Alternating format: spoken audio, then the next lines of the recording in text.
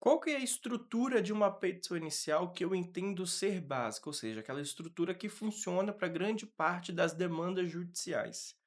O endereçamento, a delimitação da competência ao juízo, né? Qual juízo você está distribuindo a demanda de acordo com as regras de competência definidas na lei? A qualificação das partes, indicação do tipo de ação.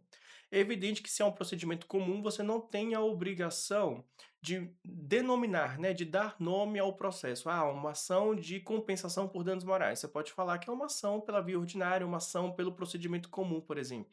Ou no juizado especial, uma ação pelo rito especial dos juizados especiais. Mas é preciso indicar a natureza da ação.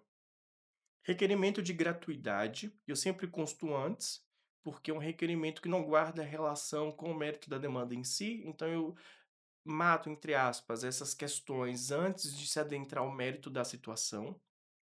Os fatos, a situação fática que respalda o seu pedido, junto com os fundamentos jurídicos, eles precisam caminhar juntos sempre, tendo em vista que um vai guardar relação direta com o outro. Requerimento de tutela de urgência.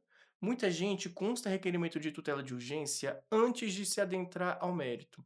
Só que não é possível o juiz analisar a possibilidade de concessão da tutela sem ter conhecimento dos fatos, até para ele entender a gravidade do risco, né, da urgência daquele pedido. Por isso que eu sempre consto ao final, após a exposição dos fatos e dos fundamentos jurídicos.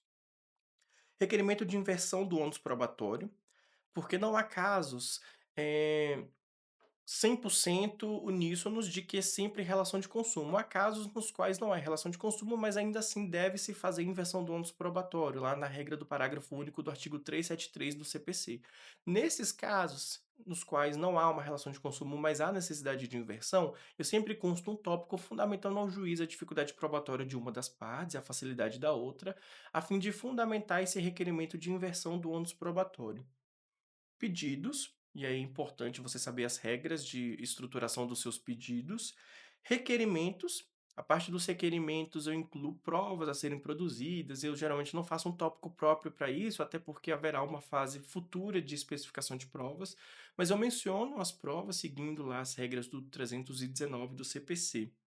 Eu incluo também nessa parte de requerimentos algumas disposições como, por exemplo, a tramitação pelo juízo 100% digital. Então esse tipo de situação que é mais relacionada ao procedimento em si, eu deixo para a parte de requerimentos, o valor da causa, fecho e assinatura. Então essa é uma estrutura mínima de uma petição inicial no meu entendimento.